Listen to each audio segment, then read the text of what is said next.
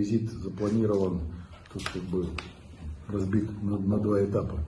Первый этап — это сегодня мы хотим обсудить те текущие вопросы, которые нам необходимо, ну действительно то, что вы говорите, на перспективу, с учетом того, что нам необходимо сейчас откорректировать некие решения до конца года в рамках решений межправкомиссии, с учетом освоения средств, может быть, перераспределения средств.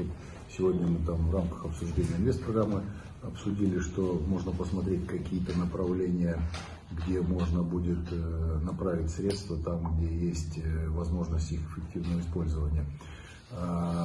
Плюс действительно там вопрос, с учетом того, что у нас уже середина фактически ноября, нам необходимо там завершить работу с формированием госпрограммы и инвестпрограммы,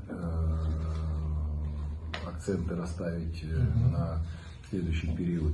Поэтому все вопросы, будем так говорить, рабочие и текущие, но по ним нам надо действительно расставить все эти акценты.